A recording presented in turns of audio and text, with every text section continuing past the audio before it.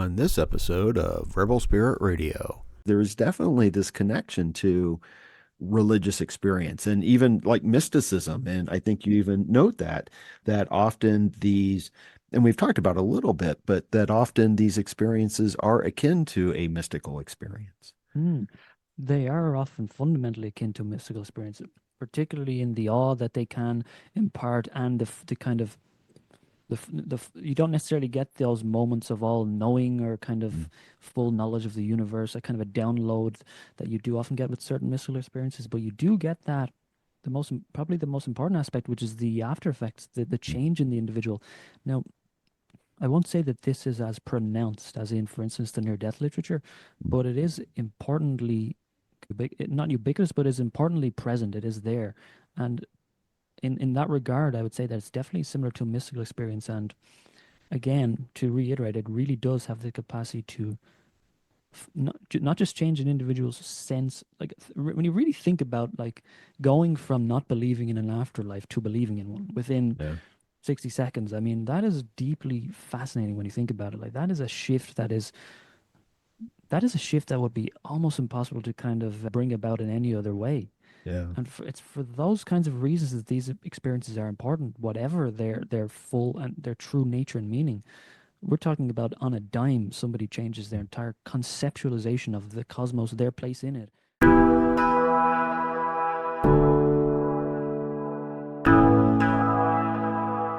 Welcome to Rebel Spirit Radio, exploring the frontiers of spirituality, consciousness, the esoteric, and humanity's sacred relationship with the living earth. I'm your host, Nick Mather, and in this episode I am joined by author Daniel Bourke to discuss his book, Apparitions at the Moment of Death, The Living Ghost in Legend, Lyric, and Lore. Daniel shares his fascination with crisis apparitions, the cross-cultural references and historical occurrences of this phenomena. We explore the implications of crisis apparitions, their relation to the belief in an afterlife, religious and mystical experiences, and the intersection of science and anecdotal accounts. Also, please be sure to like and subscribe to this podcast on whatever platform you use to listen to or view podcasts. Your support is truly appreciated.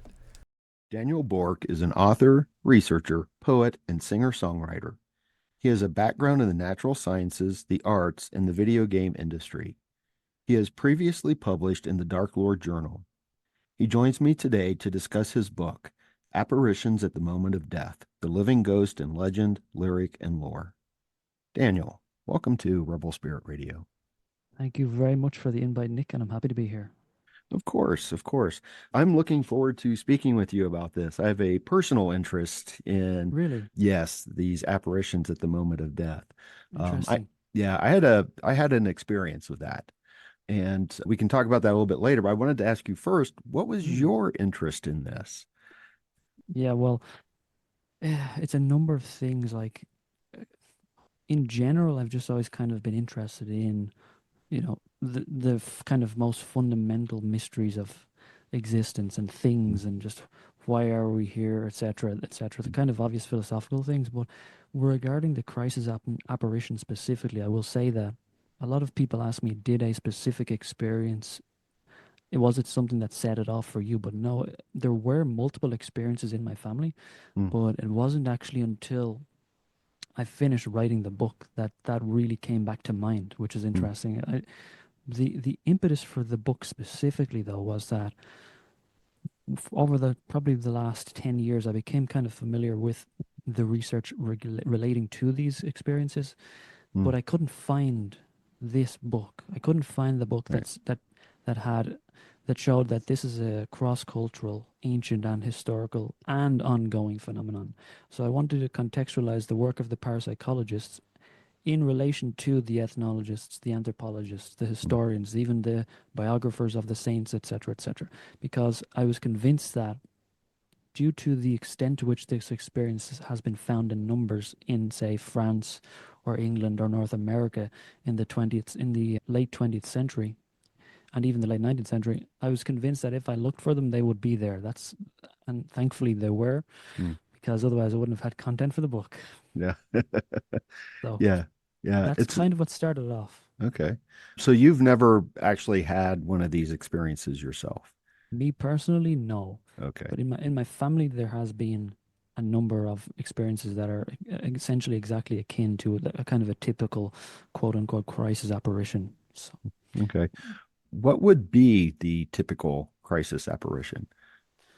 So the book is called Apparitions at the Moment of Death, but like, that's a more generally there are broader intimations of a Mm, distant death. So in other words, for whatever reason, for whatever quirk of the universe, whatever natural kind of phenomenon, people become aware of the distant death of a loved one, not always a loved one, but most often a loved one, in and around the time that it occurs, often at the exact time that it occurs. mm, So this can come by way of an apparitional experience where you'll see the form of the individual. And in many cases, this will be the first time in the individual's life that they've ever seen any apparition, mm, let alone one that coincides with a distant death, which is kind of the fundamental mystery of it in the first place. But there can also be auditory intimations, intuitive intimations, intimations related to feelings in the body that actually relate to the nature of the distant death or accident, because this is part of a broader quote unquote psi phenomenon wherein kind of distant information is attained. This just mm, happens to relate to a death. But put simply, the individual becomes aware of a distant death, and it's very quickly confirmed that the information was accurate, that the mm, death actually did occur at that time. Now, often there are more details around this, such as the clothing the apparition wears may actually be the clothing that was worn at the time. The wound may be in the spot that the wound really was, for example. There are many different details, but the fundamental nature and mystery of the crisis apparition is that it's the coincidence of the appearance with the distant death. mm. Okay, thank you for that. Yeah. The experience I had was, and you do cover this in the book, but my experience was in a dream. Okay, Yeah. I'm happy to hear it. Yeah, I was mostly raised by my maternal grandparents. And when I was 16, my grandfather stayed home from work one day. And that was notable because my grandfather never stayed home from work. He thought he had the flu or something like that. And then in the middle of the night, I was awakened by my grandmother that my grandfather had collapsed and ambulance was on the way. And so it was in the Midwest and it was January and it was sleeting, the freezing rain. And the last thing my grandfather ever said is, I don't want you driving.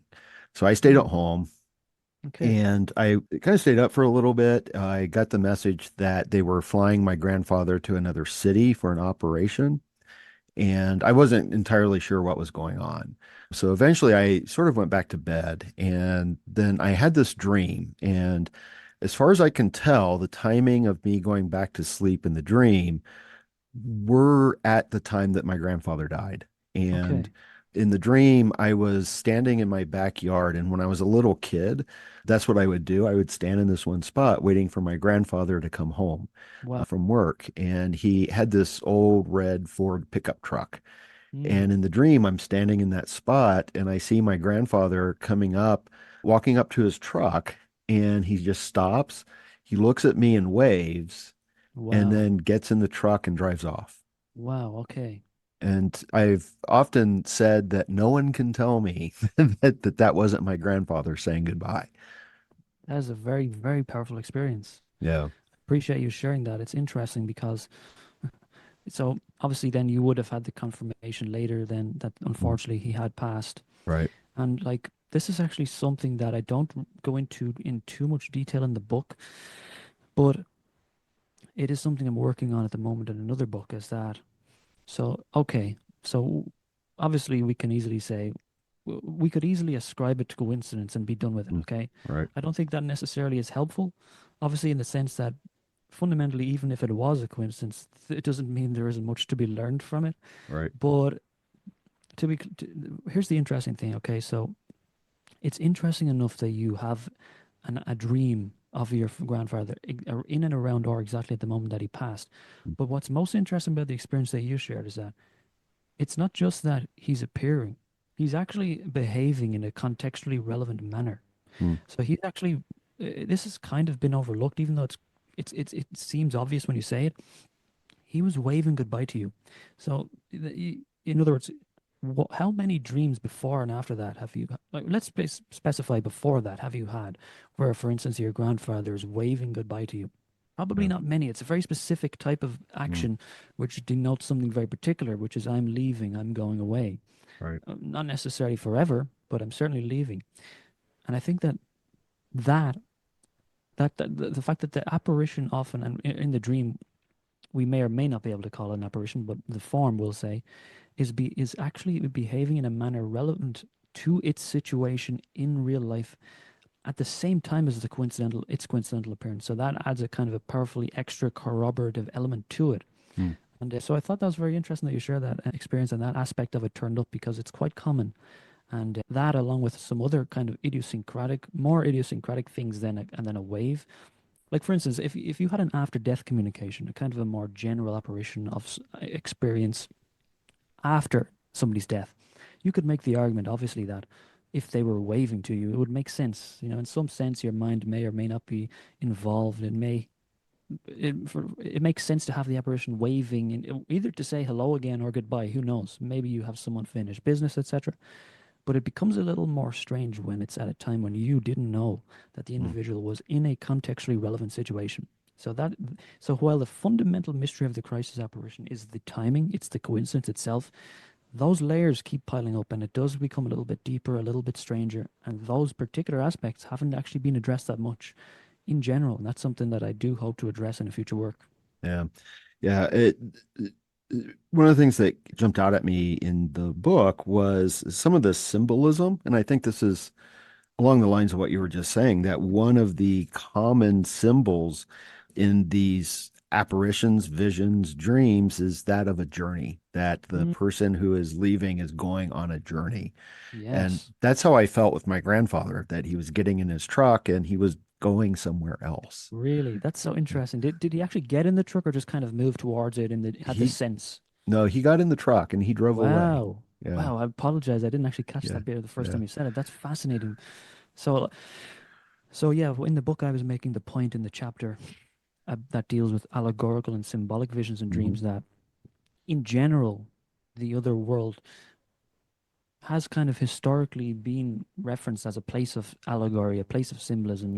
Some of the most ancient stories dealing with other world journeys kind of encounters in that other world kind of take this guise in many cases, but just bring it down to a more kind of simple level, like at the deathbed, like much of the language that's used by the dying becomes more and more symbolic the closer they get to death, often symbolic of the journey in specific ways. Like they may say, for instance, I'm going to be taking the train on a certain day, or has everyone got their kind of suitcases packed, etc., etc. There is this sense of a reference to a longer journey. But to speak again to the Christ apparition, what's interesting is that this language also turns up in those crisis apparitions when the death wasn't known about. So Hmm. it's very interesting. It ties the two experiences together, the deathbed vision, for instance, and the crisis apparition in an interesting way. And so to summarize, like the language of the journey is common, but that speaks to the fact that symbolism in general, I Hmm. won't necessarily say it's common, but it does turn up a lot, and especially in the dreams, Hmm. and often in highly like culturally specific ways.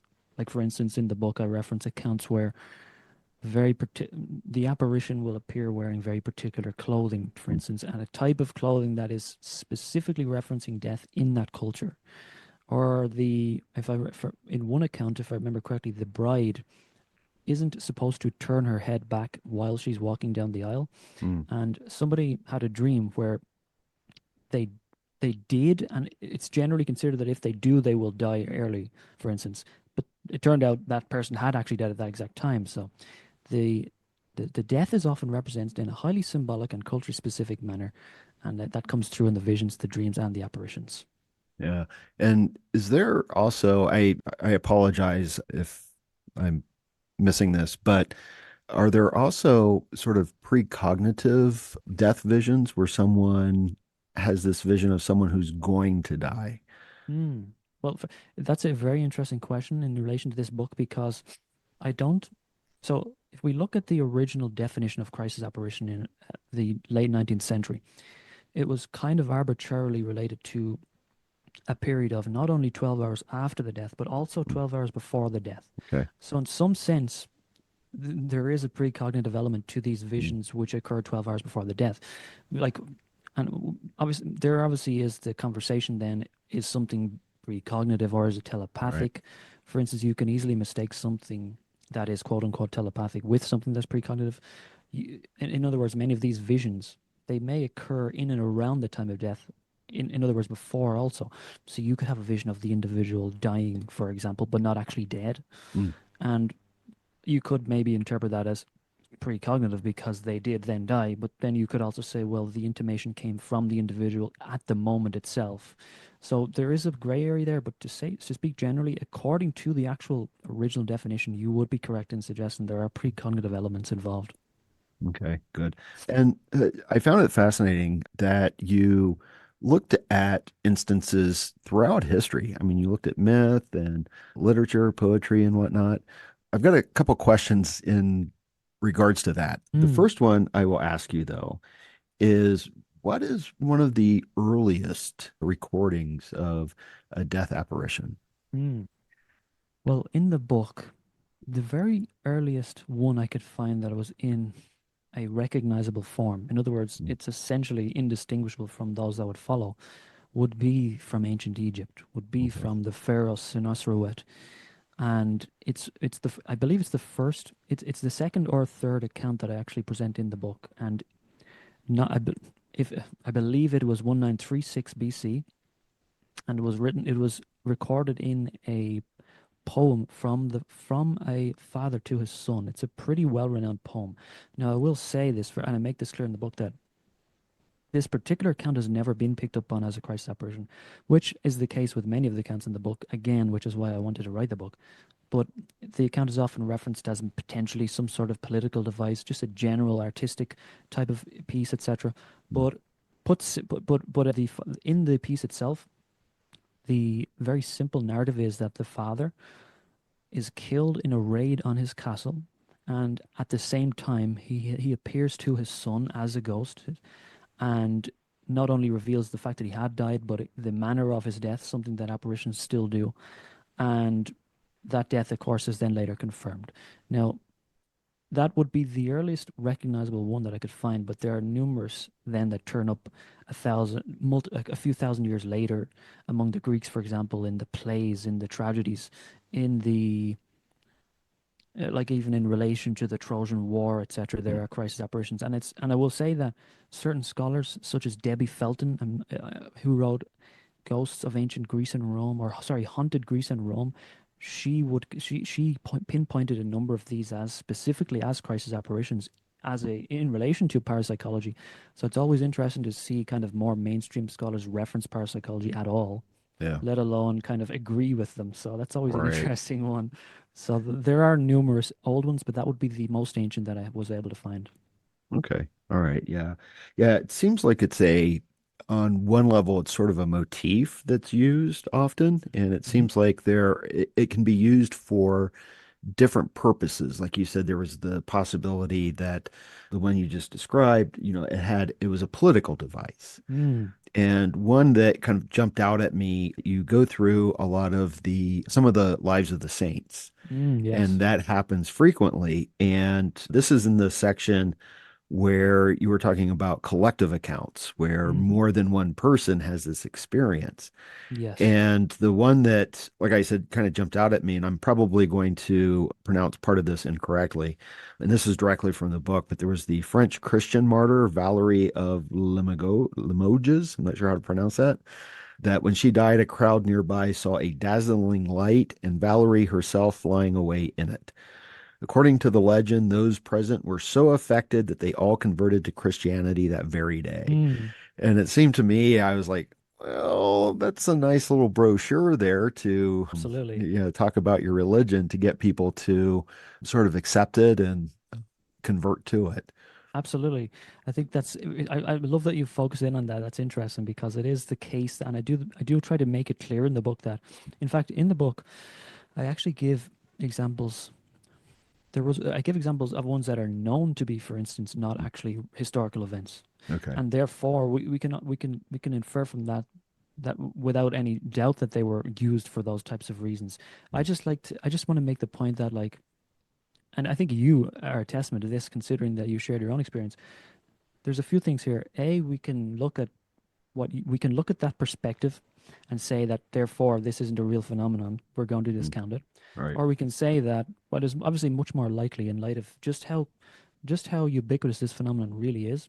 When we understand that, and to be clear, that's not something that I would imagine that many hagiographers are actually aware of Right. at all. And like I can't imagine they necessarily peruse the parapsychological literature of the 20th Yeah. century. But it would make it, to me it seems a lot more reasonable that the extent to which these accounts appear in the lives of the saints would speak to the extent to which a the hagiographer understood that they were events that would be convincing to the public. B, they would be things that they would probably be familiar with. And just to even be more specific, I wouldn't by no means does that mean that all of the accounts of the lives of saints didn't occur.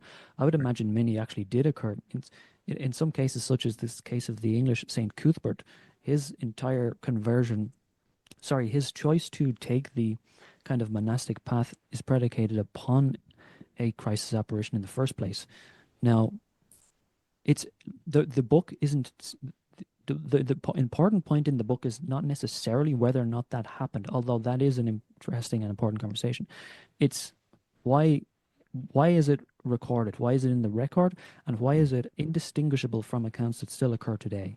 And is there a relationship between those two facts? And what is it? And can we parse it? And to be honest, like part of my goal in writing this book and in putting it all out there in one place was because I can't answer all these questions myself, and I would Right. love for other people to kind of dive in and Mm. get a little bit more specific, maybe. And I actually write in the I write on this in the epilogue a little bit that there's much work to be done in Oh this kind yeah. of more specific parsing of what accounts actually happened, why were they implemented, etc., etc. But it's an interesting point, and I think that it could go in many directions off it. Yeah, yeah, for sure. And I find it interesting. I mean, you noted, and I've never heard this term before, para-anthropology, Mm, in terms of you cite some of the very early anthropologists that were recording these sorts of crisis apparitions of the people that they were kind of, examining or researching were mm, having. And there is a movement in some, not all, but some disciplines that's starting to look at these things, mm, like in religious studies, which is my background. I know that mm. there are a couple of scholars that are saying, hey, we really ought to look at this stuff because Yeah. this fits in with so much of what we actually examine and study, and to the point of, like the lives of the saints. Um, Yeah, absolutely. Within the lives of saints, yes, that is definitely kind of occurring more and more. Not to cut you off yeah, now, but yeah, but it is the case. Like you're right. Like specifically among kind of people who research hagiographies, there is a kind of an increasing. No, it's not like this overwhelming movement or anything, but there is this increasing sense that there are different angles from which we should be looking at these texts, etc., etc., and there are potentially things we could learn from them, and you know, they're not everything isn't necessarily contrived. Like obviously certain things are going to be contrived. I mean, we could look at the levitations, the physical levitations of John of Cupertino, for right. instance, or you know, Mary of Assisi, I believe, or Mary Agreda. I don't know how to pronounce it, but her levitations, etc., too, in the early modern period. We can obviously cast a skeptical eye on certain things. That's okay, but it's important not to go wholesale in that regard, especially when we have phenomena that are entirely indistinguishable from those that still occur today. And I think that any kind of generalized movement in that direction is helpful. Mm. But of course, like anything, let's just, not go too far in one direction or the other. Let's just try and have a balanced conversation about it. I think that's only going to be beneficial. Yeah. Yeah, well, it's interesting to examine, and because it is so prevalent around the world and through history, it seems Hmm. it's something that seems to be part of the human story in many ways. Absolutely. It seems to be that the crisis apparition is well, if we take it at face value, it is a fundamentally universal and human experience. Whatever its kind of fundamentally kind of in epistemic nature, like for Yeah. instance. So it is nevertheless something that occurs widely and it still is ongoing. Like the fact that I was interviewed by Jason Louv of Ultra Culture, Hmm. and he had the same experience with he had a story to tell me as well. And so Yeah. so far I've had maybe 4 or 5 interviews, so we're heading up we're close to 50% of Yeah. interviewers in that regard. So it is something that you will find that people have experienced but don't necessarily speak about. Hmm. There isn't necessarily the kind of welcoming environment or kind of, I don't know, we don't necessarily have the kind of like cultural cosmology to assimilate these experiences easily, but they occur and they are spoken about in smaller circles. And because like one of the things that are often leveled at people who have these experiences or rather kind of quote unquote supernatural experiences in general, is that they're kind of looking for attention or Hmm. they want to feel special. And let's be clear, those people exist within and without those groups. Right. But by no means is that exclusive to those groups. And the fact is that I would argue that the majority of the people who have these experiences do not share them, Hmm. and that therefore their incidence is almost always actually underestimated. And these are not stories that people readily share for fear, obviously, of being ridiculed, etc., etc. But not just that, they're highly personal, Hmm. often extremely moving. We're talking about like experiences that sometimes last 30 seconds, a minute, 2 minutes, but the effects can truly change the individual in a fundamental way for a lifetime. And this is borne out in the book. There's a section Hmm. in the coming up towards the end of the first chapter where I deal with this and give multiple examples of not only the fact that people still have these experiences and undergo those exact effects, but the same experiences and effects were recorded, for instance, in ancient Rome. Hmm.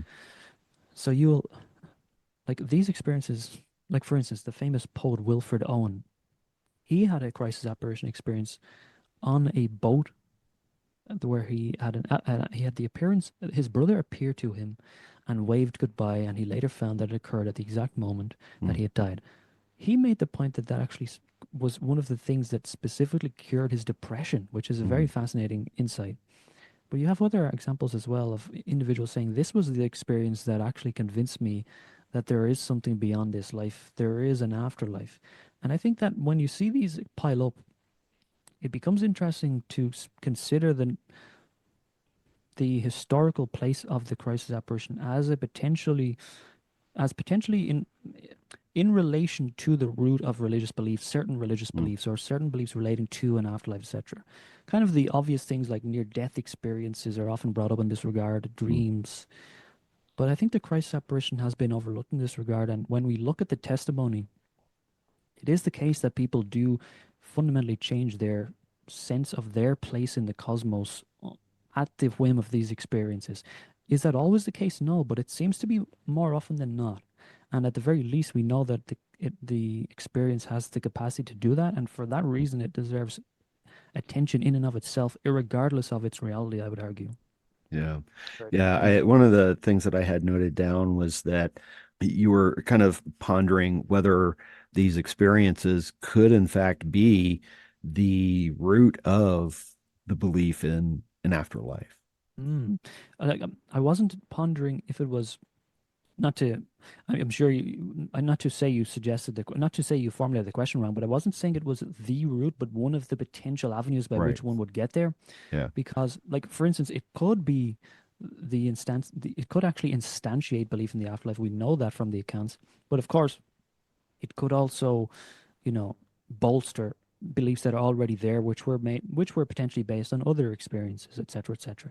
Right. And who knows, maybe that has played a part in why it's been forgotten, because maybe it actually plays that secondary role more often than not, as opposed to the primary role. Who knows? But without any doubt, it is this experience, somebody said, as I wrote in the book, which assured me that there was a life after this one. Right. There is no doubt that people still have these experiences and still are still convinced of the reality that, I mean, it makes sense that the individual would be kind of impacted in this way when you think about it, because you're the extent to which the Christ apparition is a kind of a novel, deeply mysterious, and fundamentally strange thing And I say that at least in relation to our current knowledge, because obviously, generally speaking, if it's part of the universal grand scheme of things, it's normal. Right. But the extent to which it's truly mysterious in that regard has a little bit been lost in the mix, I think, even among like parapsychologists, etc., etc. It becomes rote, it's one after the other. Mm, But for the individual, this is something that is truly fundamentally strange. mm, And even for somebody like me and the readers, etc., similar, I think that, I hope that a similar kind of sense of that strangeness can be imparted upon reading the number of the counts and the ubiquity and the kind of breadth and depth of them historically and cross-culturally, etc., etc.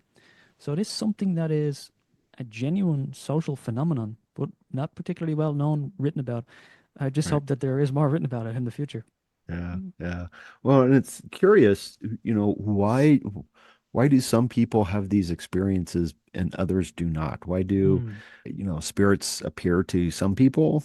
And one of the things that I always found really interesting in the examples that you gave were when the dearly departed appeared to a stranger or a neighbor Mm. or something like that rather than a family member. Mm. Isn't that a fascinating thing? It's a strange thing, and it does speak to your original question, because the original question regarding who sees them and why, Yeah. because obviously if we came to the conclusion that certain people can experience spirits and others can't, then it would make sense that there would be some cases where an individual who can't would have to be told by a third party. That would Mm, follow. So yeah. it is consistent in that regard.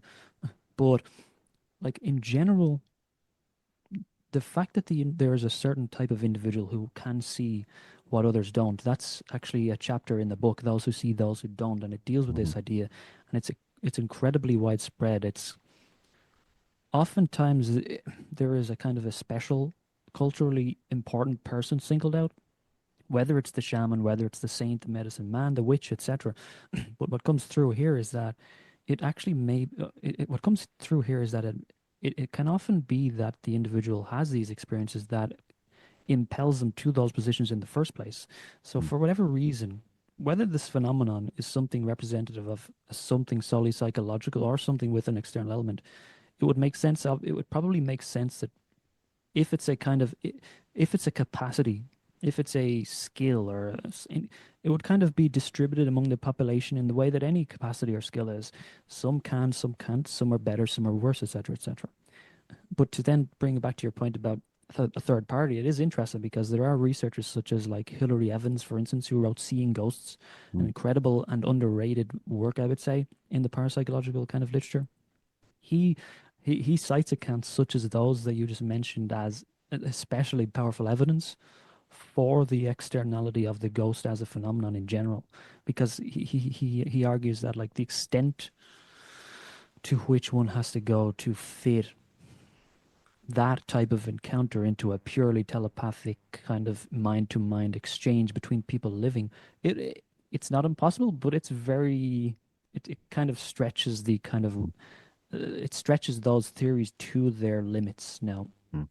that's just a kind of an interesting side point. But yeah, for whatever reason, there are those who see, those who don't. I don't claim to know why in the book, but it Yeah, absolutely is the case, and it is fascinating. And who knows, maybe life would be m much more boring if everyone could see. Who yeah, knows? Maybe it's more yeah. fun that there are mysterious others who see things we don't, and it's meant to Yeah, be that way. Who knows? yeah. Well, it would be very unfair to put the burden on you to explain why is this happening and things like that. I Um, appreciate that. yeah, yeah, yeah, yeah, for sure. One of the things that was interesting is I think that often people, when they hear about, the crisis apparitions, they just think of, that sort of ghostly figure that shows up in the middle of the night, and Yes. someone sees it. But there are different kinds of sort of, I don't know if they would all fall under the category of crisis apparitions. So, for example, there are noises, for example, Mm. that you write about, the knockings, pots and pans clanging about. And it would seem that in something like that, more than one person might have that experience that, if there's several people in a house and the pots and pans are clanging about, or Hmm. pictures are falling off the Yeah. wall at the time of death, that Hmm. it would be more than one person that would have that experience. Yes. I mean, are you like, are you saying that you would expect that, or you're saying that because that's the case, it would speak to its externality, or you're just kind of Yeah. observing it generally? Yeah. Yeah, that, Interesting. if something like that is happening, it's not just one person who would experience that. Yeah, true. Yeah. And it is common. It is common, especially in the folklore. And you said you live in the Midwest. There's a lot of Midwest folklore that speaks to these types of experiences, and oftentimes there are multiple witnesses to these experiences, and this is something that is still, again, still occurring. And regarding the noises, etc., something that's interesting about auditory work is that, to my knowledge, like auditory hallucinations are generally not related to death in general. Mm, So it's kind of an interesting thing just to see how many are related to death in these accounts. But in terms of the kind of collective nature of these auditory experiences, there are multiple accounts in the book that speak to this. These turn up in the lives of the saints too. It could be the ringing of a bell of a famous yeah. church that's heard. Like, I see a lot of these things. For instance, did that bell really ring? Maybe. Did they all hear a bell? Also maybe. Mm, But like, it could be the case that, like, I think these more kind of simple, kind of domestic experiences that are still common with frames falling, pictures smashing, etc. I think those things for all we know, those things are kind of dramatized in the stories, dramatized in the lives mm, of the saints. The general concept of a sound referencing a death is brought to bear in a more dramatic manner. I don't think something as simple as a frame falling would necessarily be ideal for a dramatic right. hagiography. Who knows? Right. Right. But, but yeah, I think these accounts do speak to these accounts do have the capacity to speak to the potential externality of this phenomenon due to the potentially collective nature of them. I don't speak to that too much in the book, but I do make the point that, like, what's important about the collective accounts is that they go a long way to convincing those involved. That's for Mm, sure. I mean, and you can obviously see why you have somebody else who experienced what you did, and yeah. sometimes there are differences. One, like, something that parapsychologists were very concerned with in the late 19th century, but sorry, the late 20th century, but also the mid 20th century, is these collective accounts Mm, and the extent to which sometimes, for instance, the apparition may appear slightly differently to two different people. Okay. mm, And then that may be seized upon as proof that it is a fundamentally mind-based phenomenon or not necessarily have an external component. Obviously, I would argue it's not obvious, but I would argue that that's kind mm, of jumping the gun and also skipping over the most important element of the experience, which is that something was perceived by two people, right. not only at the same time, but in coincidence with an actual distant event. So I think that all those details are less important than that fundamental, mysterious kind of aspect of the phenomenon itself. And it's easy to get lost in the weeds on that. But I think that, yeah, the fundamental occurrence of the experience as being in relation to a distant event and among multiple people, that is often what convinces the individual of their reality as well. Yeah. Well, and it also seems that, these experiences, even if it was not necessarily a person who was dying or had died communicating, but Mm, even if it was some kind of psychic event, that still is something that's really important to look at, that there is a absolutely. psychic event that's happening.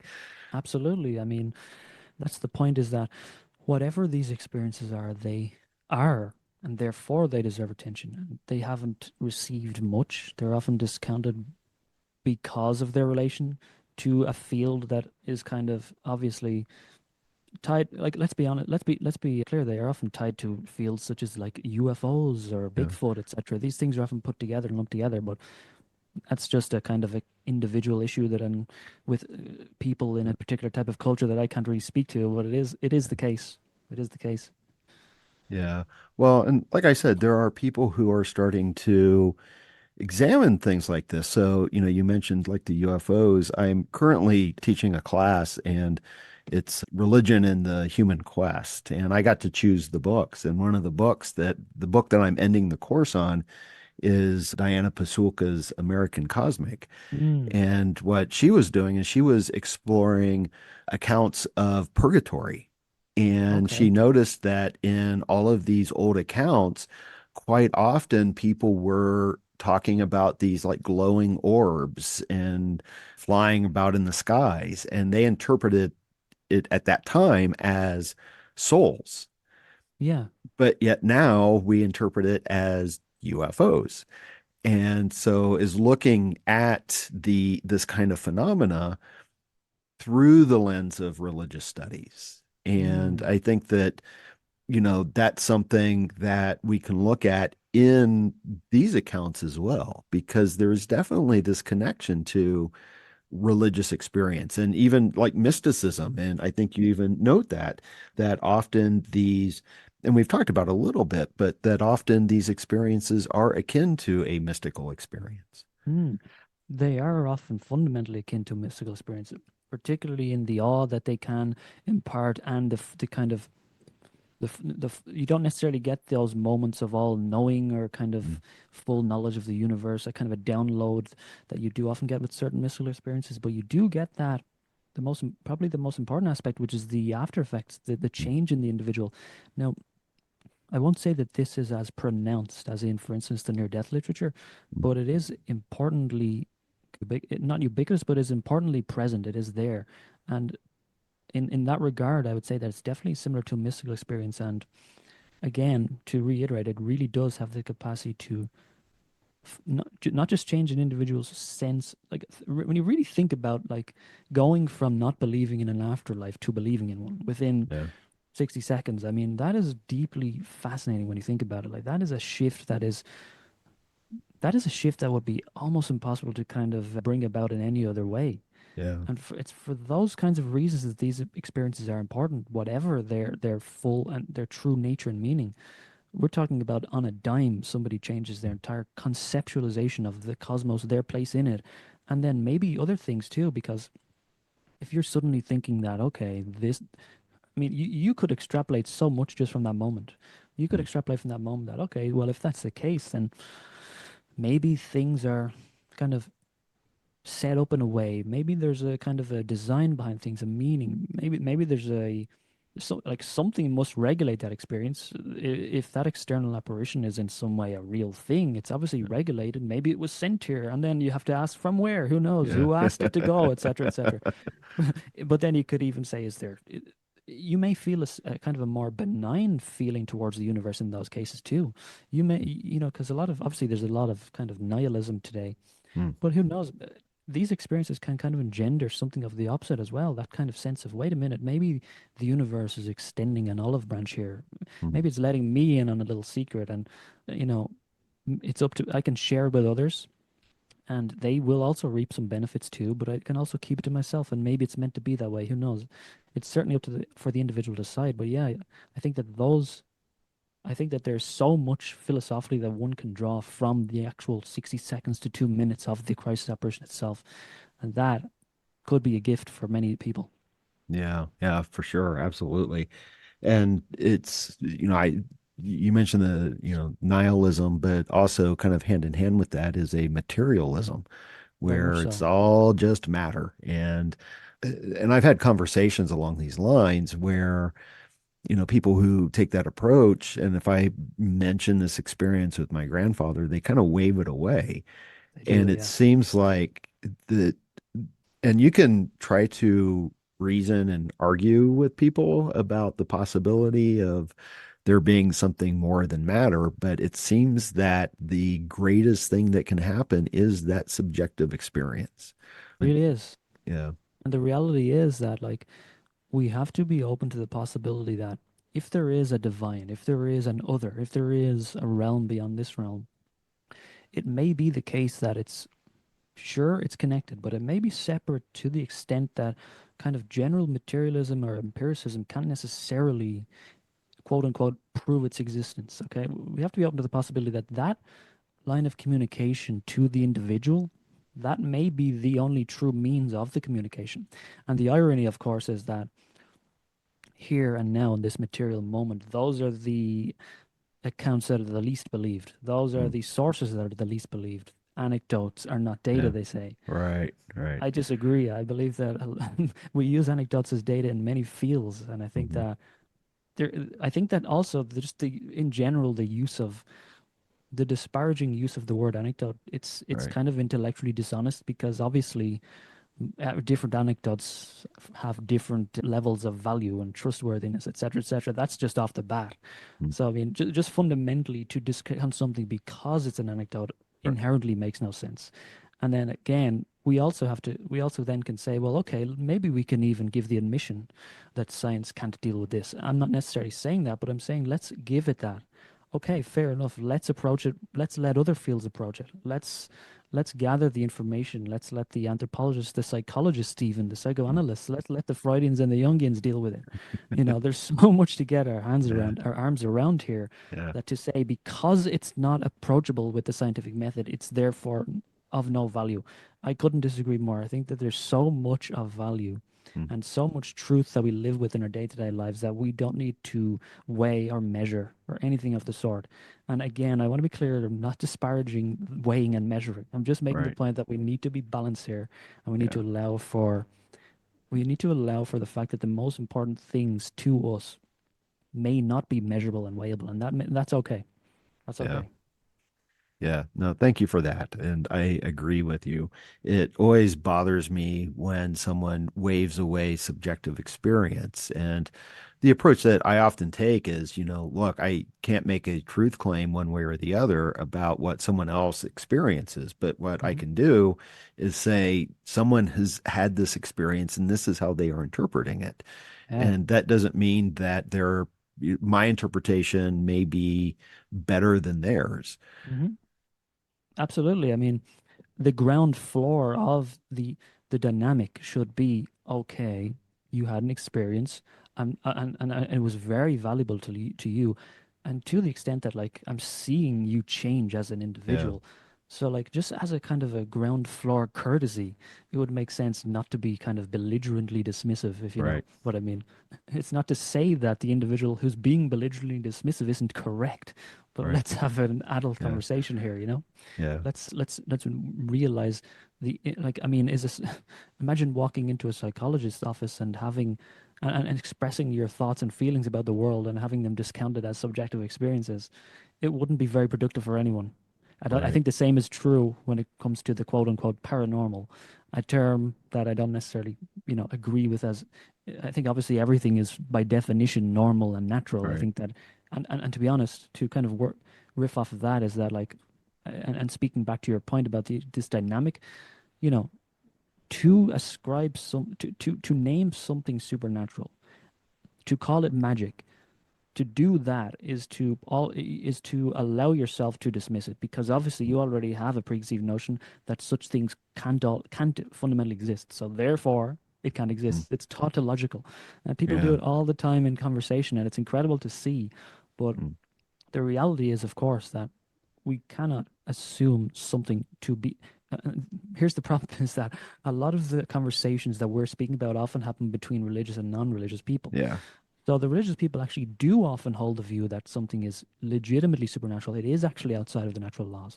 But then That's why it's hard. That's why when you converse with people from the materialist side and you're not necessarily religious, it can become challenging because they often think you're actually not being serious, that you're not Yeah. religious. They don't believe you.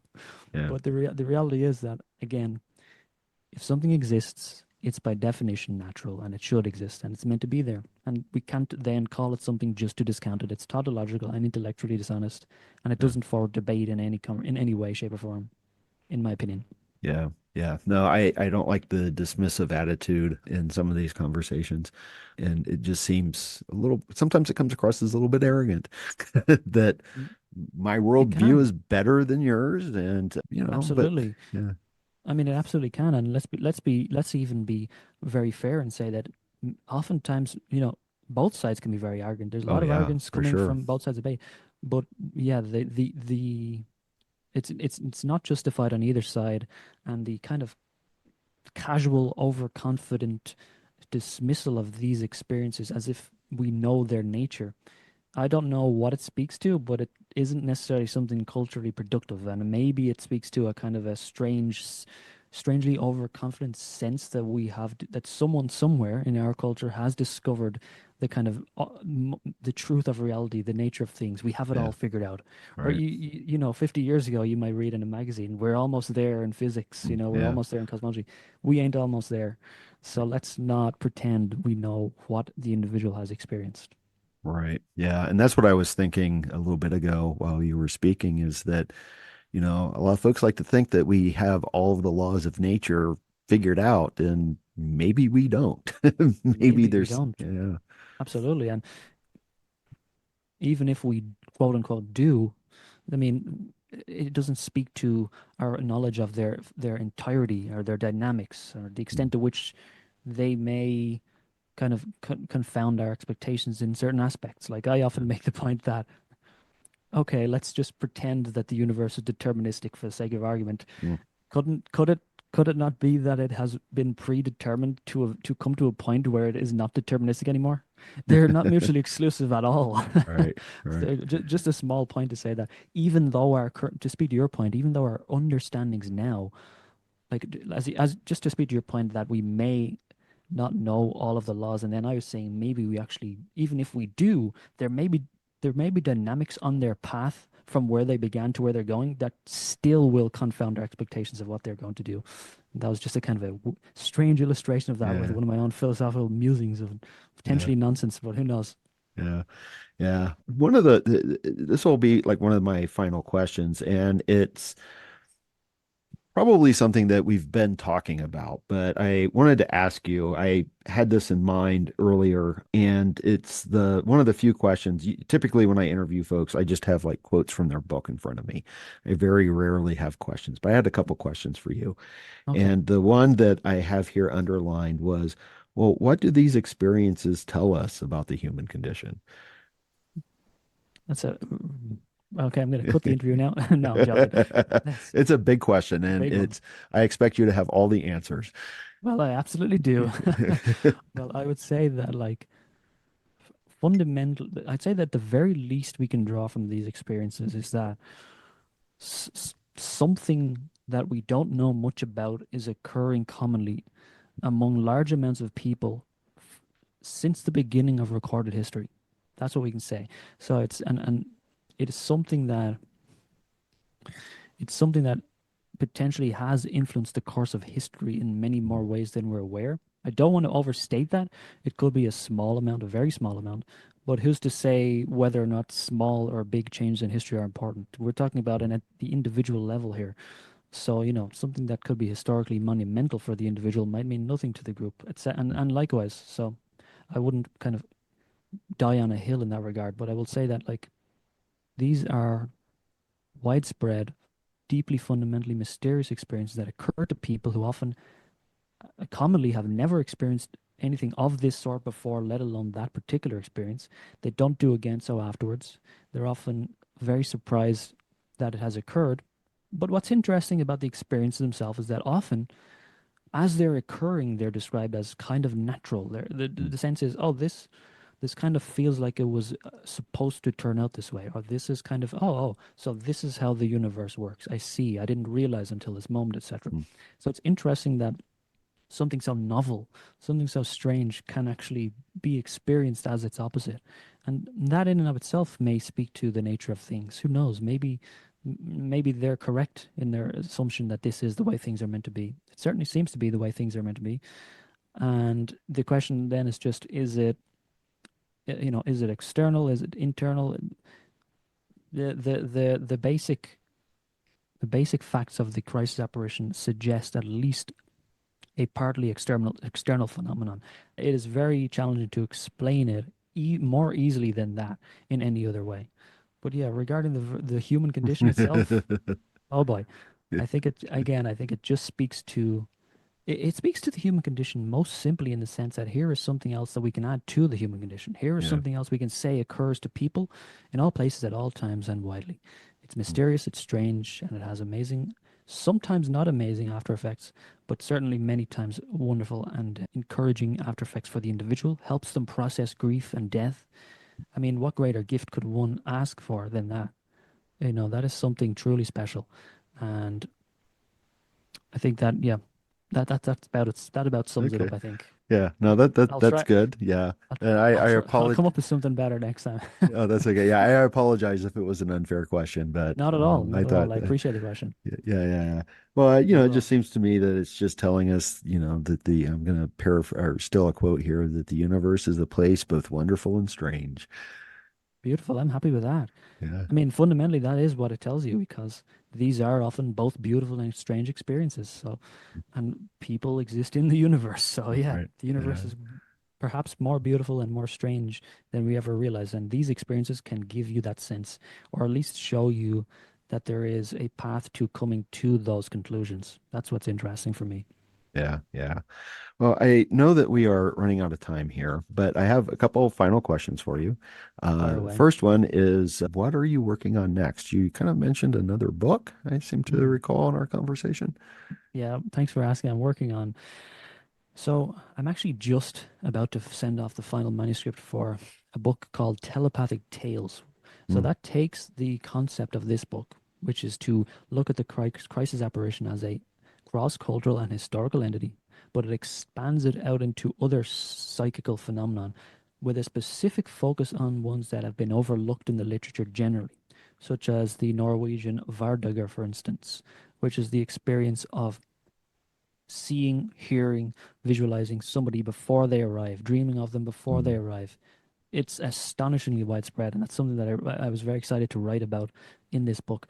That book is going to be releasing July in 2025, something I'm very excited about. I'm also working on a book which deals with the phenomenon of deja reve mm, through history, cross culturally, and historically. Also, this is the idea of dreaming dreaming of somebody before one meets them, but mm, not in the sense of deja vu.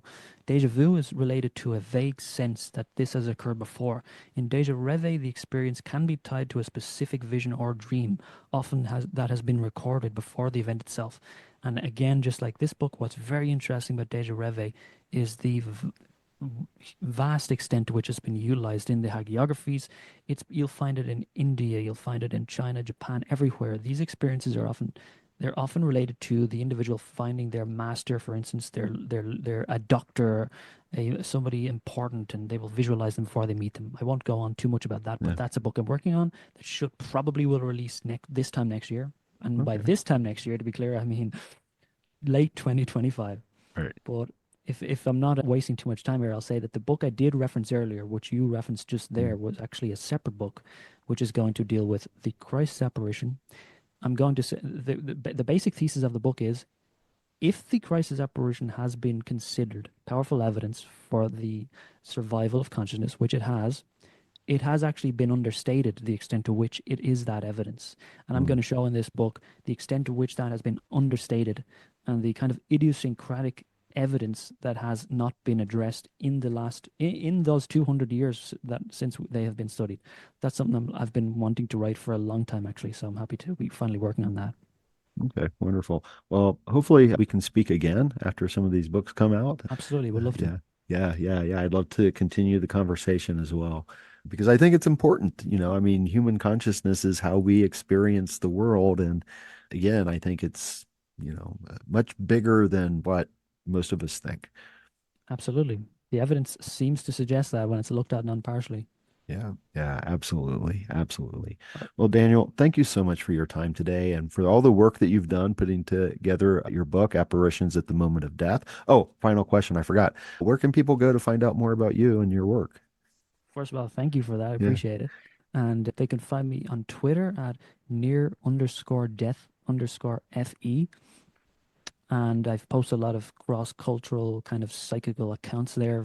And then you can find my work on Amazon.com or Amazon.co.uk, Barn and all good bookstores, or Mm, the website of my publisher, which is innertraditions.com. And okay. yeah, that's all. That's about all my presence on the web, the World Okay. Wide Web. And what was the Twitter X handle again? I just realized I call it Twitter. I can't help it. It's funny. Yeah, that's okay. It's near_death_FE. FE, okay. All right. Well, I will put links for the book and your Twitter handle, your X handle, in the show notes in the video description so that people can find you and follow you and keep Thank you on so track much. with what you're doing. Well, I will. thank I you appreciate the again. interview. Yeah, I appreciate your time as well. So thank you very much. Yeah, and thanks for sharing that experience as well. It was fascinating. And that's a wrap on episode 186 of Rebel Spirit Radio. Thank you so much for listening or watching if you're part of my YouTube audience. Now, all my faithful listeners and viewers, my Rebel Spirits, know what's coming up next. All the usual. Sign up for my Patreon. Share this with friends and family and on social media too, please. Subscribe to the podcast or follow it on whatever platform you use to listen to or view podcasts. I know you know the drill. But the thing is, all of this is really important. Sharing, subscribing, and liking, don't forget to like, are all free, and it only takes a second of your time, and it really does help. Subscriber numbers are important, as are likes on YouTube. Right now, putting together this podcast is a labor of love, and I do love it, but a lot of work goes into creating each episode, several hours every week. I'm in the process of making changes to improve the podcast and the YouTube channel. It's slow going, and I know you know that, but your support will help me speed up the process and ensure that I can continue with the podcast and offer much more content than what I provide now. So I always like to say I'm here in the Front Range now doing missionary work in regards to spirituality, religion, and ecology, consciousness, the esoteric, and how all of this can help us heal humanity's sacred relationship with the living earth. So if you feel moved by the Rebel Spirit, and I sure hope that you do, then please, by all means, help me in my efforts to share the good news. I'm Nick Mather, and you've been listening to or watching Rebel Spirit Radio. Until next time, may it be at peace, may you flourish in all possible ways, and may you continue to nurture your Rebel Spirit.